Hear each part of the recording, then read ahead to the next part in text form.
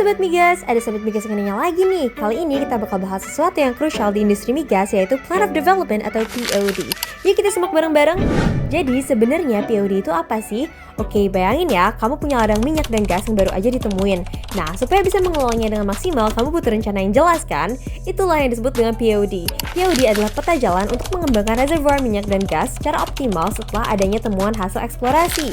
POD itu wajib disiapin sebelum K3S mulai kegiatan pengembangan lebih lanjut seperti drilling dan pembangunan fasilitas produksi. Sebelumnya juga ada tahap studi yang dinamain GGR atau Geology and Geophysics Review dan Pre-FEED atau Pre-Front End Engineering Design untuk menyusun POD. Jadi nggak bisa asal jalan ya.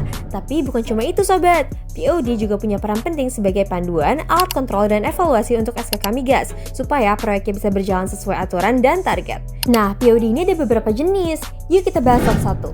Yang pertama ada POD 1, ini adalah rencana utama pengembangan area migas. Kalau misalnya ini udah disetujuin sama Menteri ESDM, status perusahaan akan naik dari status eksplorasi jadi status eksploitasi. Tapi sebelumnya harus udah dapetin dulu pertimbangan dari SKK Migas dan juga harus koordinasi dengan pemerintah daerah.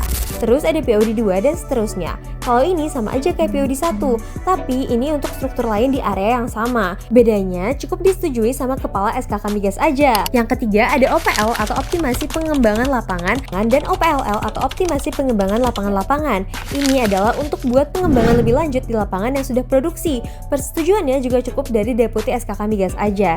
Dan yang terakhir ada POP atau Put on Production, yaitu rencana mulai produksi dari sumber eksplorasi. Tapi pakai fasilitas yang udah ada atau tie-in. Kalau ditanya hasilnya, tentunya lebih efisien dong. Jadi sekarang udah makin paham kan soal POD? Kalau masih ada pertanyaan atau topik lain yang mau dibahas, jangan lupa tulis di kolom komentar ya Sobat Migas.